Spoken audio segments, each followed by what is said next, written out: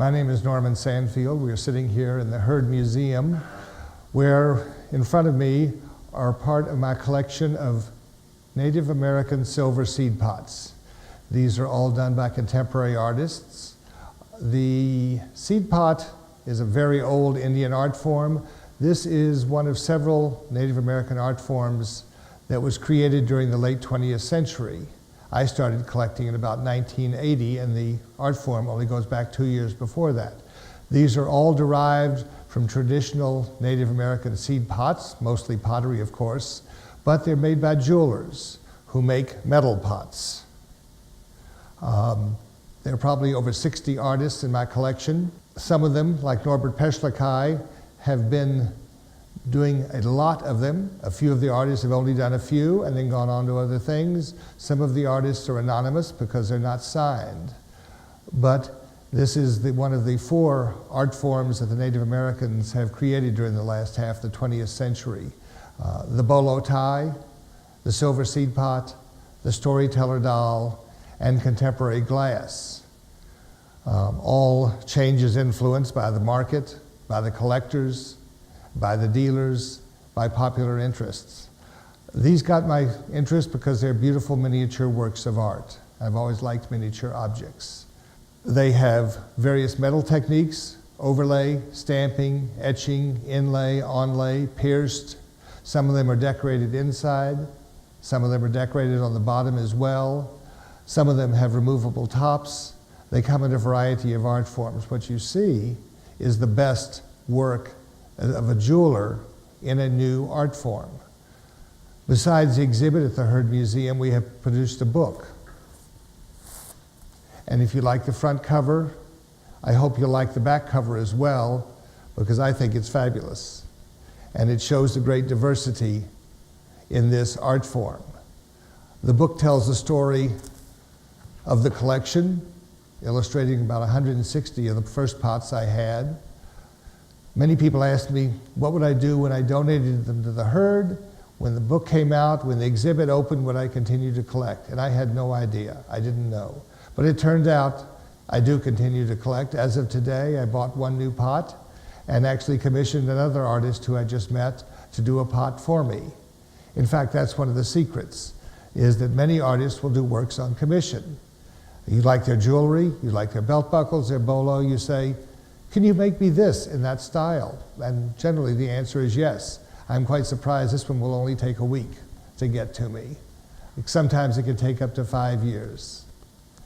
I've had a great pleasure in this, and one of the interesting things as a side story is the number of collectors of Indian art who say to me, what are those? We've never seen them before. And I say to them, well, that's because you've never been down at the market at 4:30 in the morning like I have.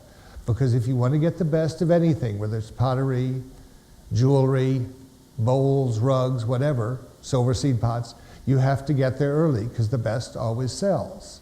But on the other hand, if somebody asked me whether I saw the rugs, I would say, what rugs? Because I wasn't looking for rugs. I was looking for silver seed pots. One of the problems we have, even though we are talking with living artists, and many of them have worked with us on the book and described their own work, is the same theme will be used by various artists, and depending upon their family and their tribe, it will mean different things to them. One of the pots in my collection is an acorn pot. I had no idea that it was an acorn pot until the artist told me so. I didn't see it. Another pot that had what I thought were a row of arrowheads turned out to be a fir tree. And you turn it 180 degrees and it looks so differently.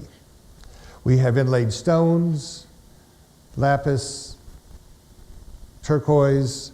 We have various, here's a gunmetal finish, here's inlaid gold. Some of them have necks, some of them have tops. They reflect a diversity of talents from a diversity of tribes. The majority of these are Navajo, a lot of Hopi, and about a dozen other tribes as well. The 2 men who did these at the same time, who started this trend, are Norbert Pechlikai and White Buffalo. Both of them doing them at the same time, independently. Norbert was influenced by his cousin, John Boomer, to make a pot. And then he made some more. Norbert's the one who has become the dean of the pot form, turning out I don't know how many hundreds of these.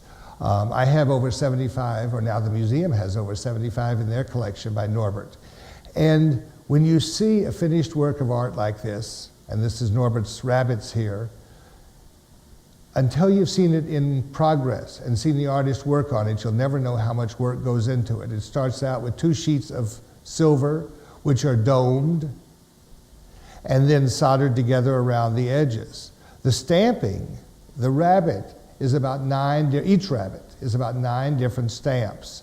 And he lays them out on a geometric paper and then transfers that using a grid and pencil system to the metalwork and then stamps them meticulously, forms the doming, cuts out the center, solders it, polishes it, and makes it beautiful. And thus we can enjoy it. But he has done pieces that are not round, that are oval. He's done pieces that are just unusual shapes.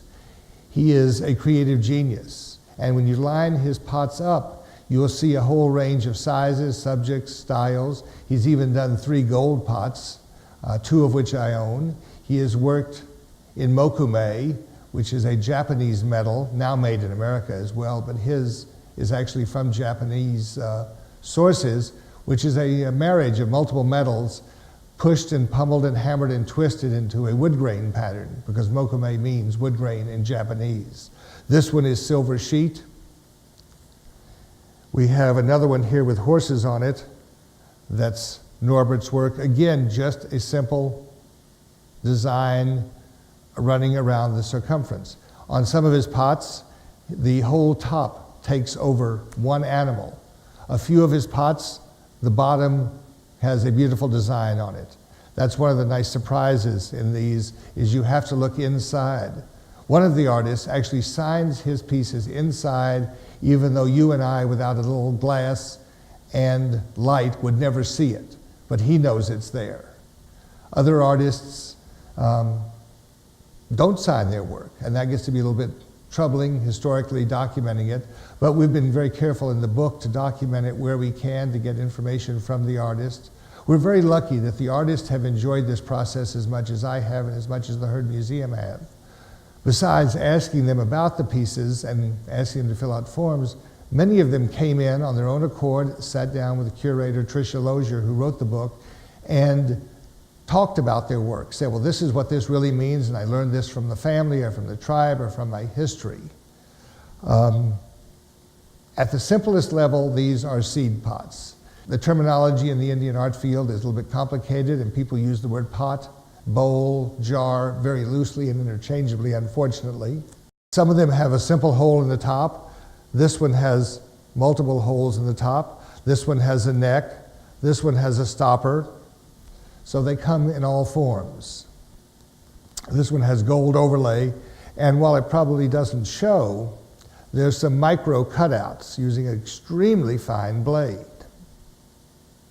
Texturing is either hammer, often granulated silver is put on there. They put little grains of filings on there and heat it so it melts, and it looks like a gravelly surface.